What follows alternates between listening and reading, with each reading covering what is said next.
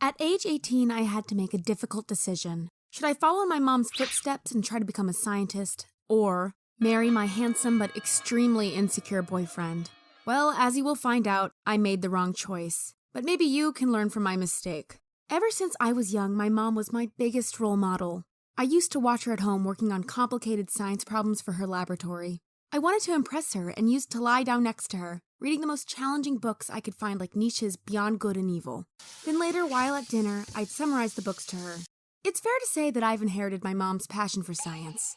One time, for example, we had a 1-week power outage at our home. So I picked up a book from my school library about generators and built a vertical axis windmill generator that I connected to a battery. It took a whole month to build, and by then we already had electricity again. But I was still excited to show it to my mom. I asked her to come to the garden, where I had put a curtain over my little creation. I lifted it up and showed her my generator, which was connected to her coffee machine. She pushed the start button, the coffee maker started going, and I could see just how impressed she was. When the coffee was ready, she took a sip and even told me that it was the best coffee she had ever tasted. But while my family was supportive of my passions, school was different. I really wanted to get perfect grades, so one day I could get into an Ivy League university just like my mom did. And honestly, in most subjects, I could get straight A's without studying at all. However, when I, like always, was the only one in class to raise their hand, the other kids would make fun of me, especially Kylie, my arch nemesis. She wasn't just mean, but actually also quite funny. She once said to me, "I know you're desperately trying to be smart like Hermione from Harry Potter, but honestly, you remind me more of Ron Weasley." Everyone laughed, and I was so offended by what she had said that in the next physics exam, I gave the right answers to everyone in our class except Kylie.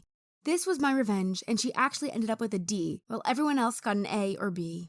Our teacher, of course, realized that the majority of kids in our class had cheated somehow to get such good grades. That's why he went over to Kylie and said, "Not only do you lack any understanding of physics, but you're also the only one in class who doesn't know how to cheat."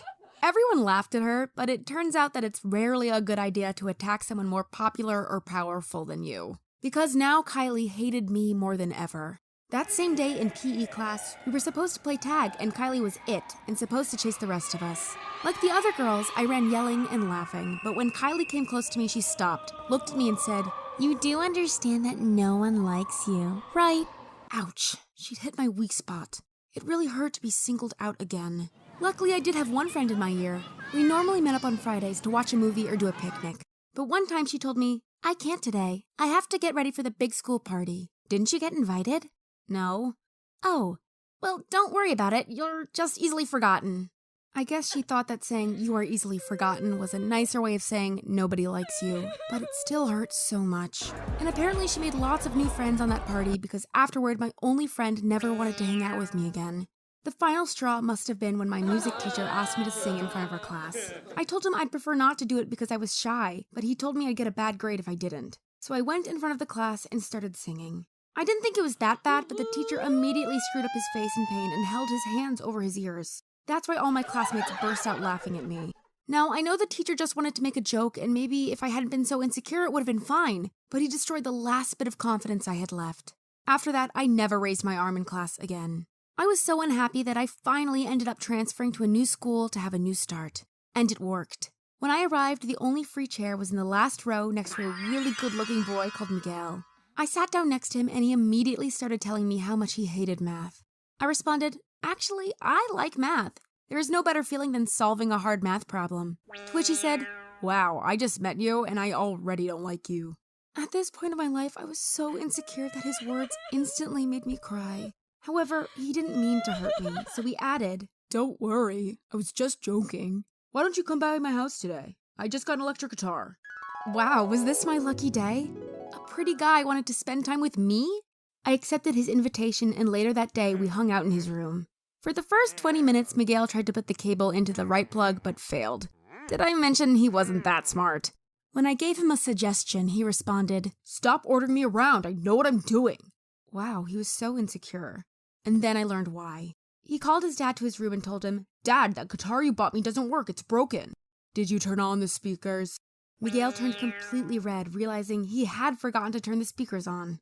His dad added, "So you're still a moron. Well, maybe I can knock up your mom another time and have more luck with my next child." Wow, I was shocked. His dad didn't seem to care how much he was hurting his son. I tried to change the topic and said, So, Miguel, what's your favorite subject in school, by the way? Who cares about school? Only idiots get a degree. Once I'm 18, I'll become a salesman and make lots of money. That actually wasn't such a bad idea because Miguel was outgoing and popular. I knew he would make a great salesman.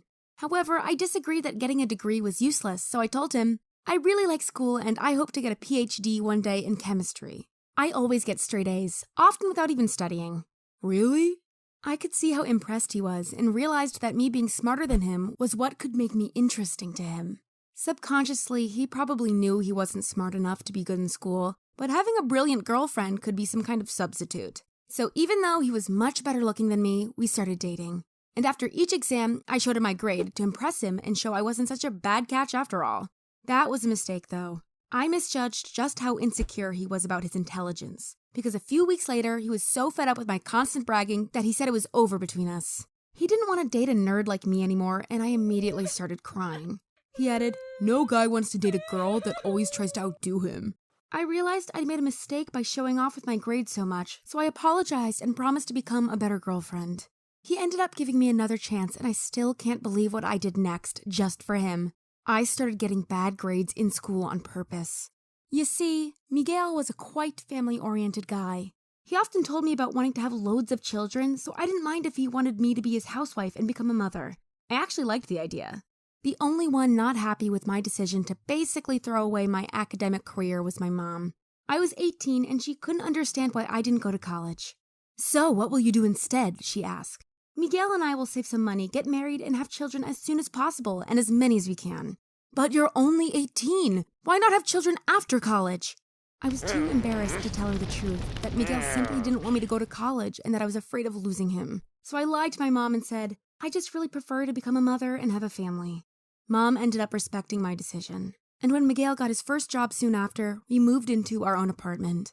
It was exciting to be in a serious relationship at such a young age. We made long-term plans, and even though Miguel didn't want me to get a job with lots of career opportunities because he argued that they would distract me from being a good mother, he still allowed me to give private tutor lessons to children as a side job. Or at least until I became pregnant. Becoming a mother at 19 was very exciting because for the first time in my life, I felt like a real adult. And Miguel, despite his insecurities and flaws, was a loving husband and father. Things were good until I fell pregnant with our second child at age 21. Taking care of both a baby and a toddler is incredibly exhausting. And to be honest, today I regret to not have gone to university. I would have been one of the top students and looked forward to a great career. It would have been an easier life. However, I recently mentioned to Miguel that I was thinking about getting an engineering degree from an online college, meaning I could study from home while taking care of our kids. He just got a promotion at his job, so I thought he might be less insecure about me starting my own career. But he responded saying that I should wait until our kids are grown up before I neglect my duties as a mother. To be honest, he might be right though. At the moment, our children have to come first. I'm sure when the time is right, he'll let me go get a good education, because I know he loves me.